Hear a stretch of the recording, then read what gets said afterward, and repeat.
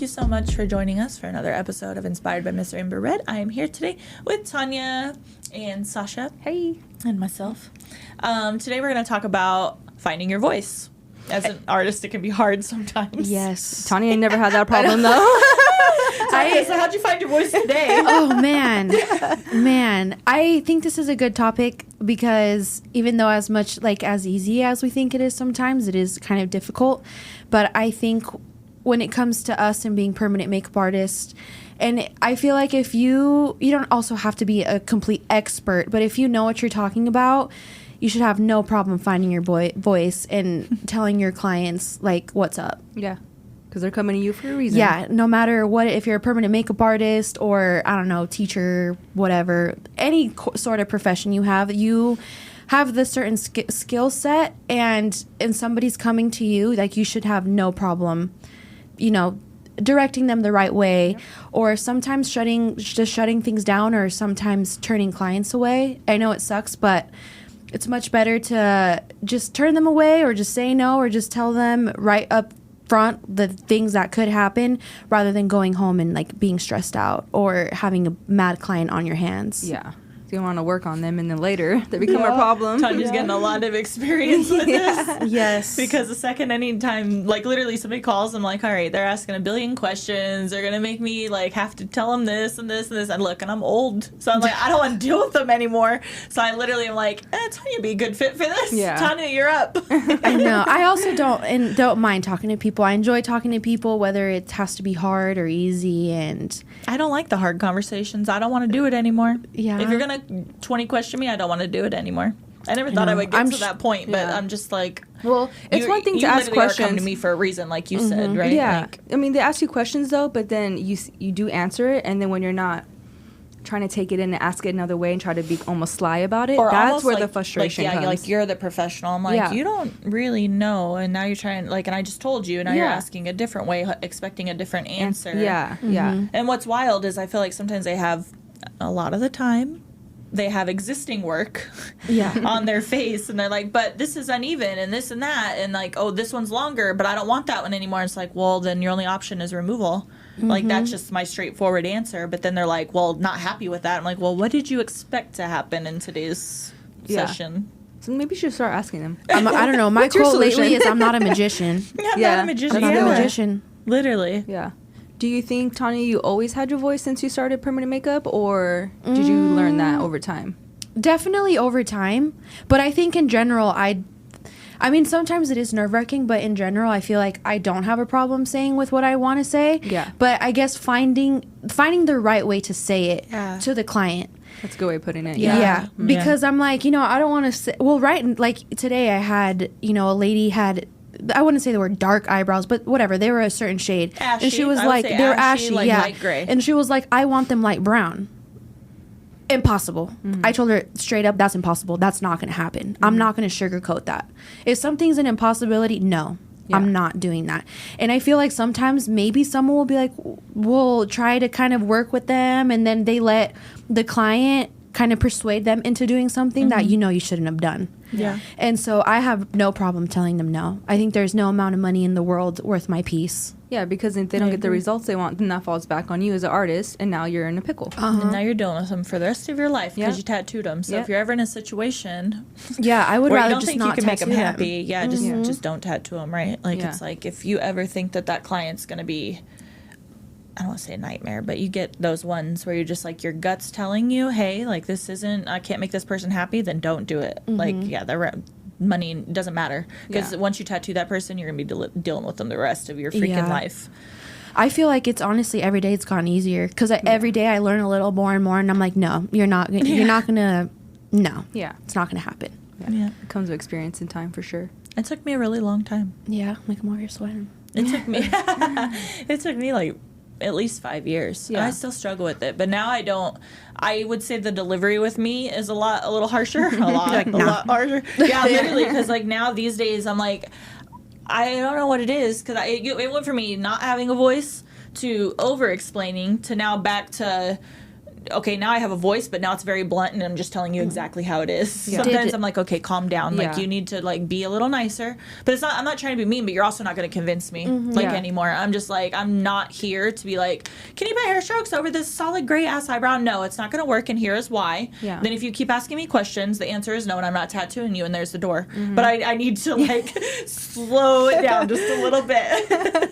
Yeah, I think some people too like don't want to listen. Yeah. Like they just want to just talk, but not like actually listen and understand what you're saying, because they think they're right. And at that point you can't argue, or if somebody's set in their mind, it doesn't matter what you say. You could bring facts, statistics, you could bring whole research, it doesn't matter, because whatever they're set in their mind, that's it.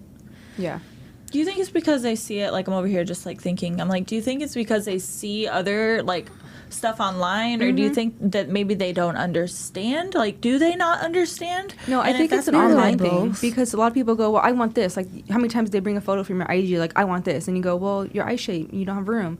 Well, but why? Though you did it on this person, and you're having to even go further in depth. Like, this is why, and then they still don't get it. Yeah, but how? Yeah, it's like making them understand like the why, I guess. But yeah, I don't know how else when you literally are like drawing it, and it's like at some point, I think there's something to like letting the artist be the artist. Yeah, because it's like, and I don't know if there's this thing that like permanent makeup, it's not one size fits all. No, you know, you have to adjust per client, and I think they're just not used to that. You know, they think, well, you're doing on this person, this person, this person. Well, this person had this, and they were able to get it. Well, and I have a thought too. It's like where is the differentiating factor?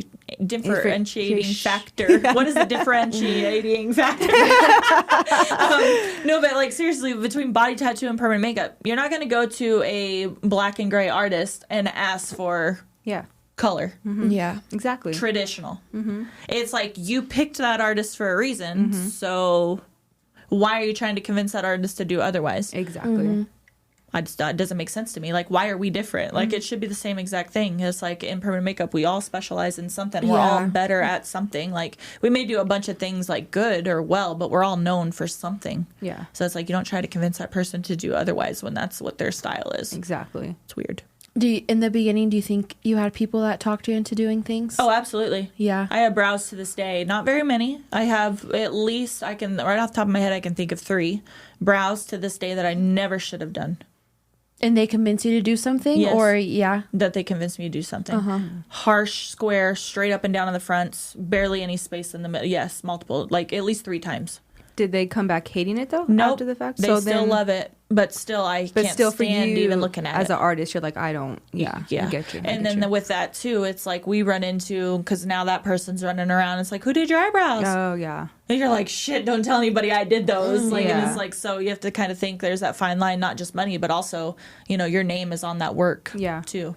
So it's like these days, that's why I probably say no a lot more, because I'm like, nah, I'm not going to say I did that.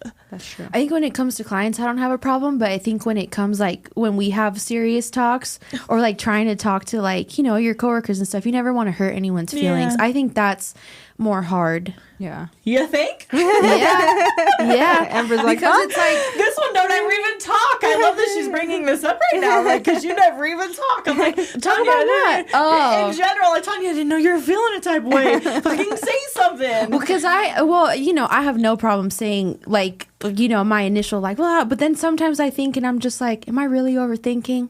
I was like, maybe I'm just tripping. And then I just go back and just like let it marinate. Sasha's really gotten her voice lately. Yeah. She tells me what's up sometimes. I know, I like it. No, but like this morning I think she said something and I was like, I appreciate that, because I do, like, because my mind goes and goes and goes too, and I'm 1,000 different directions all the time. And she's like, bro, stop, relax. You are doing shit. We're doing shit. There's just the 2 of us. And we're in it, like, it's a long game that we're playing right now. You're building, you're creating, we're doing this. Like, we just did this, I just did this. And I'm like, oh, fuck, like, like, that actually was very helpful. Like, I appreciate stuff like that. Like, stop and put me in my place so I can, because otherwise, you know? Yeah. I think I came from a more motivational side, because you work every day, Amber. You gotta pat yourself on the back a little bit. Yeah, that's life. That's life we chose. It's also easy to communicate when you feel comfortable with people. Yeah. I see, that's the funny thing. I think I'm better at communicating with people I know, but then when it comes to strangers, I kind of like tighten up and like, you know, I'm not very confrontational with strangers, but with my people, I'm like, I for some reason just know how to say it to where it's like I'm not being an asshole almost, you know what I mean? Like, because you never know how people are going to take it. Yeah, and I don't want to hurt anyone's feelings. Sometimes like, with the people close to me, I'm completely unfiltered, though, so you guys be careful. Yeah, which is okay. Sometimes I'm like, blah, and I'm like, fuck. I didn't mean to say it that way, but it's like how I would talk to Victor. Yeah. He would say something, what the fuck did you just say? Like, but in like my mom, too, it's like, it's like with people that are like the closest to you, I think that they see, like, just completely unfiltered. It's like whatever that thought is, like, sometimes as I'm saying things, I'm like, okay, I've said it 4 times in my head. I just want to make sure that this isn't saying right, but sometimes I don't have energy for that either. Well, I appreciate the upfrontness. Rather know it all right than being sugar-coated. Same. Yeah. But. Yeah, me too. When it comes to clients, yeah, because I don't know, I just feel like I'm never gonna see you again, or we're gonna be good friends. Literally today. Yeah. All of the clients I've ever had to be mean with, like, now are besties. Yeah. Tanya is 100% we're either getting along or we're not, and you're leaving. I don't need your money. Yeah. That's it. Because that's really one or the other. Literally. Yeah. And I always, in my mind too, I'm like, once somebody starts saying too much things, like I'm like, no, I don't want to tattoo you because you're just not happy with yourself. It doesn't matter. Yeah. You're not happy with yourself. You think, and it's really sad how many people we see, like, I can tell when someone's not happy with themselves. They call themselves ugly. They point out like the things on their face. Like, I'm like, what do you think about this eyebrow? Like, oh, and they start like pointing out all these things in their face, and I'm like, I'm not even looking. I didn't even see that. Yeah. So sometimes, and I communicate that with my clients too, because I need to make sure you're in a right state of mind, because if you're not, I don't want to tattoo you either. Because it's super important. Nothing you can do will make them happy. No, you're gonna like them now, and then they're gonna heal out, or tomorrow you're gonna be like, oh my god, I hate these eyebrows. So I think that's where communication comes in a lot too. Like, I want to talk to you, I want to know everything now. Like, we have a whole chit chat session before I even like numb you up, because I'm gonna catch you say something like, oh wait, what, you got Botox? What? Yeah.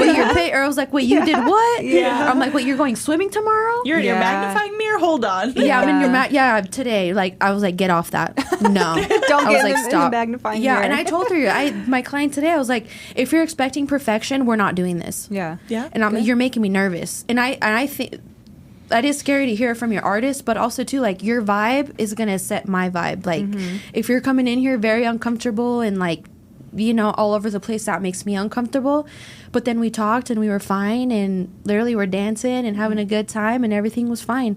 And it all just came down to communication, because if we just went back in that room and we were just quiet and just, I don't know what she's thinking, she doesn't know what I'm thinking. And it was just a good, and if you don't like what I have to say, that's fine. Take money, go find somebody else. It's I'd rather not have your money than every single day have to think about you, or then you go put a bad review every single day, and then you're calling Sasha and you're calling Amber and you're leaving reviews, and some people pop up in the studio, and that'd be scary to have somebody like that. I mean, not her in particular, but it's someone who's not happy, like, pop up at the studio. Like, that's scary. Definitely. So, like, what's your guys' advice? At what point do you know to cancel a client, and how do you go about it?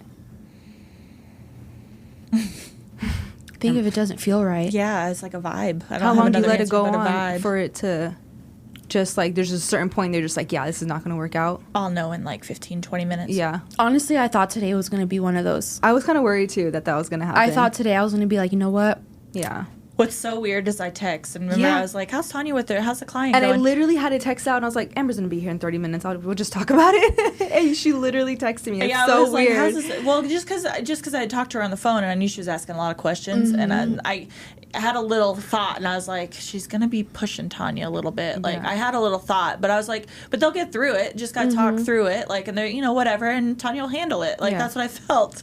And so I was like, let me just check to see how that's going, because I saw it was her on schedule. That's why I was I'm honestly thankful to that, because I could work for somebody who doesn't like that. Like, I could have freaking been fired for other people don't like that. Yeah. I feel like, you gotta work at a studio that's like, you have to tattoo everybody that walks in this door, like, no matter what. Like, oh my God, I have such bad anxiety. So I'm glad that I work for somebody that, you know, if I were to tell Amber, like, hey, this happened, I'm pretty sure she would have my back. And she's like, okay. Yeah. Unless if you don't want to deal with it, I don't want to deal with it. Yeah, if you don't want to deal with it, I definitely don't want to deal with it. So. Yeah. So I'm glad. More patient than she is. Yeah. So. Yeah. So I'm glad that I do work under Amber and she lets us have like our opinions in her voice. And I know if I was like, hey, this lady's giving me a really bad vibe, I don't want to do it. And that's just it. I don't have to give Amber any. I don't feel My it. response. Yeah. Okay, cool. Will you tell her? Or do I have to go do it? Which one of us is doing this right now? Because I really don't want to. Can you handle it? Because all right. And if you're at a place where you don't have that freedom, then that's probably not the right place. Yeah, because you're going to get pushed into doing things that you don't want to do. And I just think if you feel that you shouldn't do it, then you probably shouldn't. Yeah. Half of being an artist is finding your voice. Yeah. Literally. All right, guys. Thank you so much for joining us on another episode of Inspired by Miss Amber Red and Tanya. Don't forget to like, comment, share, subscribe. Bye, guys. Bye.